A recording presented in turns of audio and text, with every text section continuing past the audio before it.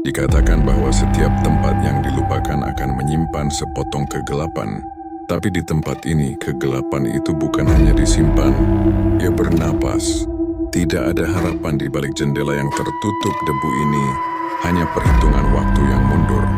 Begitu jam berdentang tengah malam, Anda akan menyadari bahwa bukan Anda yang terjebak di sini, melainkan tempat inilah yang telah memilih Anda. Dan di sini, kematian hanyalah permulaan cerita.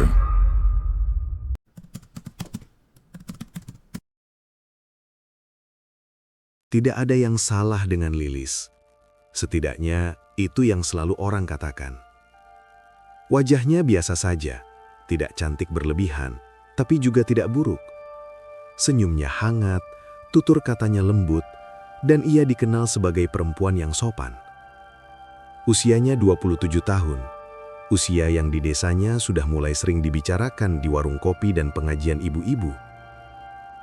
Namun ada satu hal tentang Lilis yang membuat orang-orang pelan-pelan menurunkan suara saat menyebut namanya. Semua pria yang berniat menikahinya selalu pergi dengan cara yang tidak wajar. Bukan sekadar batal lamaran, bukan pula karena selingkuh biasa. Selalu ada kejadian aneh sebelum hubungan itu berakhir. Dan anehnya, Lilis selalu menjadi orang terakhir yang terlihat bersama mereka dalam kondisi baik-baik saja. Peristiwa terakhir terjadi 3 minggu lalu. Namanya Arif, pegawai koperasi, pendatang dari kota, wajah bersih, tutur kata rapi. Hubungan mereka berjalan hampir setahun. Bahkan keluarga Arif sudah datang membawa pembicaraan serius. Tanggal lamaran ditentukan, bulan baik dipilih, undangan mulai dibicarakan. Sore itu, Arif datang ke rumah Lilis. Hanya berdua, tidak ada firasat buruk. Mereka duduk di teras, membicarakan rencana masa depan seperti biasa. Namun, keesokan paginya, Arif menghilang. Telepon tidak aktif, pesan tak pernah dibalas.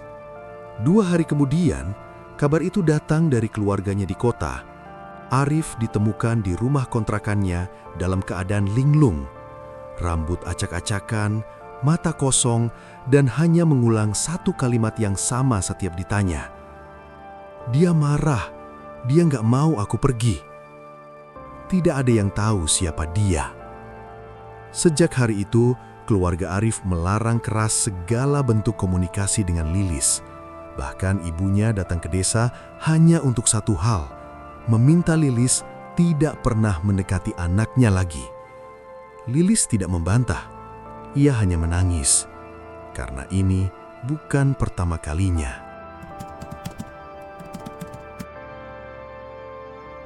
Malam itu, Lilis duduk sendiri di kamarnya. Lampu temaram. Angin masuk dari jendela membawa bau tanah basah sisa hujan sore. Di luar, suara jangkrik terdengar, lalu perlahan menghilang. Sunyi yang aneh. Lilis memeluk lututnya, tangannya gemetar. Bukan karena sedih saja, tapi karena takut. Takut akan satu pertanyaan yang selama ini ia pendam sendiri. Kenapa selalu begini, Gusti? Ia sudah mencoba segalanya. Lebih rajin sholat, puasa Senin Kamis, bahkan sempat dibawa ibunya ke orang pintar di desa sebelah. Namun, semua hanya memberi satu jawaban samar. Ana sing nempel nu, lan kui seneng karo kue. Ada yang menempel, dan makhluk itu menyukainya. Sejak kecil, sebenarnya Lilis sudah berbeda. Ia sering berbicara sendiri saat malam, tertawa pelan ke arah sudut kamar. Pernah suatu kali, ibunya mendengar Lilis kecil berbisik lirih, seolah sedang diajak bicara oleh seseorang. Saat ditanya, Lilis hanya menjawab polos. "Ada mas-mas baik, Bu. Dia nemenin Lilis." Ibunya mengira itu hanya teman hayalan anak kecil. Sampai suatu malam, ibunya melihat bekas telapak tangan hitam di lengan Lilis. Bukan seperti memar biasa. Bentuknya panjang, jari-jarinya tidak wajar. Sejak itu, ibunya sering terbangun tengah malam, mendapati pintu kamar Lilis terbuka. sementara anaknya berdiri mematung di halaman, menatap pohon besar di belakang rumah. Sendirian, diam, seperti sedang menunggu seseorang. Kini bertahun-tahun kemudian, pola itu terulang dengan cara yang lebih kejam. Setiap kali Lilis dekat dengan pria, mimpi buruk datang. Mimpi yang sama. Ia berada di sebuah tempat gelap, tanahnya dingin, udara pengap. Di hadapannya berdiri seorang pria tinggi. Wajahnya tidak jelas, matanya hitam pekat. Pria itu selalu berkata dengan suara tenang, tapi penuh ancaman. "Kowe duetku, Lilis. Ojo ninggal aku. Kau milikku. Jangan tinggalkan aku."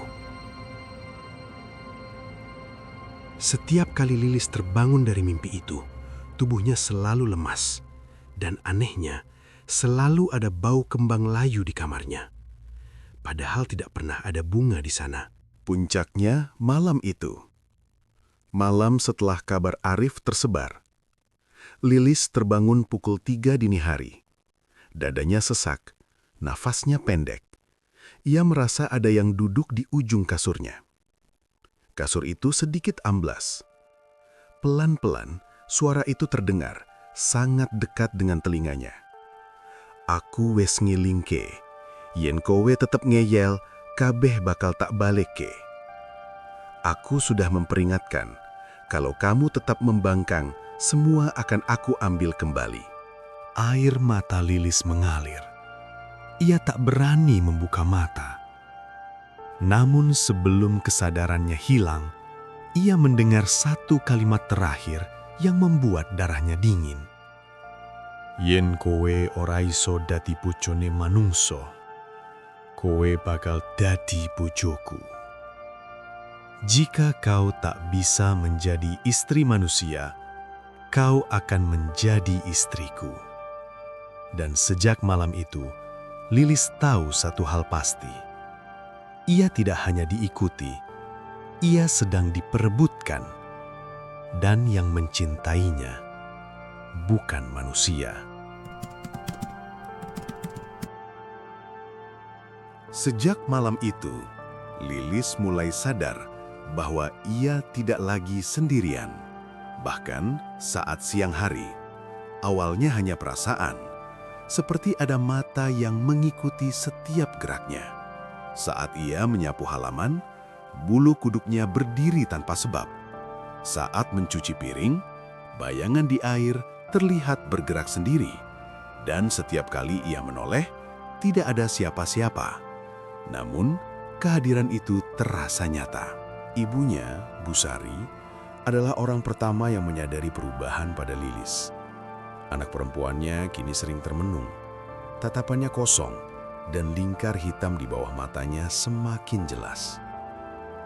"Lilis, kowe kui kenapa tondo? Kok saiki jadi pendiam ngene?" Lilis hanya menggeleng. Ia ingin bercerita, tapi lidahnya keluh. Ada ketakutan aneh, seolah ada yang akan marah jika ia membuka semuanya. Dan ketakutan itu terbukti. Malam berikutnya, Lilis mencoba sholat lebih lama dari biasanya. Ia membaca doa perlindungan, ayat kursi, dan zikir dengan suara lirih. Namun, saat ia mengucap salam terakhir, lampu kamarnya tiba-tiba padam. Angin dingin menerpa dari jendela yang tertutup rapat. Lalu suara itu datang lagi, bukan dari satu arah, tapi dari seluruh ruangan. "Kowe mulai wani, Lilis." Suaranya lembut, nyaris seperti bisikan kekasih, tapi nadanya penuh ancaman. Lilis menutup telinganya, tubuhnya gemetar. "Pergi, tolong pergi," bisiknya sambil menangis. Tawa pelan terdengar, tawa yang bukan manusia.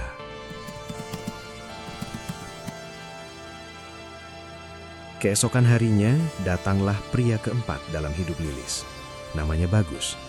Ia sepupu jauh dari tetangga depan rumah. Datang hanya untuk membantu memperbaiki genteng. Namun sejak pertama kali bertemu, Bagus terlihat tertarik pada Lilis. Tatapannya terlalu lama, senyumnya sering salah tingkah. Orang-orang mulai berbisik lagi. Lilis untuk maneh yo. Lilis dapat lagi ya. Bisik-bisik itu membuat Busari gelisah. Ia tahu pola ini, terlalu tahu. Namun Bagus berbeda. Ia tidak mudah takut. Bahkan saat Lilis mencoba menjaga jarak, Bagus tetap datang, mengantar sayur, membantu ibunya, dan berbincang santai seolah tidak ada yang aneh. Sampai malam ke-7. Bagus menginap di rumah pamannya, hanya beberapa rumah dari tempat Lilis tinggal. Malam itu hujan turun deras. Sekitar pukul 2 dini hari, warga terbangun oleh suara jeritan keras. Bagus ditemukan di halaman rumah Lilis. Tanpa baju, tanpa alas kaki, tubuhnya penuh luka cakaran. Namun yang paling mengerikan, ia terus menatap pohon besar di belakang rumah Lilis sambil berteriak histeris. "Dheweke neng kono, rambute dawa, mripate ireng, ojo cedak karo Lilis. Dia ada di sana, rambutnya panjang, matanya hitam, jangan dekati Lilis." 3 pria dewasa harus memegangi tubuh Bagus yang meronta. Matanya merah, busa keluar dari mulutnya. Sejak malam itu, Bagus tidak pernah kembali normal. Dan sekali lagi, nama Lilis disebut. Pohon besar itu akhirnya menjadi pusat perhatian. Pohon beringin tua berdiri jauh sebelum rumah itu ada. Akarnya menjalar ke tanah seperti ular. Daunnya rimbun, hampir menutupi cahaya matahari. Tidak ada yang berani memotongnya. Orang-orang tua di desa selalu berpesan, "Ojo tolan cedak wit kuwi yen wis maghrib."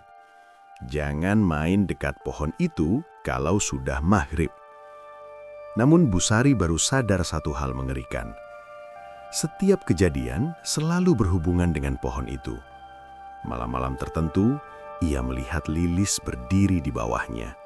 Diam, tidak bergerak, seolah sedang berbincang dengan sesuatu yang tidak terlihat. Ketika dipanggil, Lilis selalu menjawab dengan suara datar. "Nggih Bu, bentar maneh." Padahal jam sudah menunjukkan pukul 3 dini hari. Tak tahan lagi, Busari mendatangi Mbah Wiryo, orang tua yang dikenal memahami perkara gaib. Rumahnya berada di ujung desa, dipenuhi bau kemenyan dan suara burung malam. Setelah mendengar cerita Busari, wajah Mbah Wiryo langsung berubah pucat. "Jenenge Lilis kuwi, wis suwi tadi perhatian makhluk kono," katanya pelan. "Apa maksudnya, Mbah?" Suara Busari bergetar. Mbah Wiryo menunduk lama lalu berkata, "Anakmu kuwi ora mung disukai, nanging wis ditandai." Busari hampir jatuh terduduk. "Makhluk sing nempel kuwi dudu sembarang jin. Dheweke wis nganggep Lilis kuwi bojone."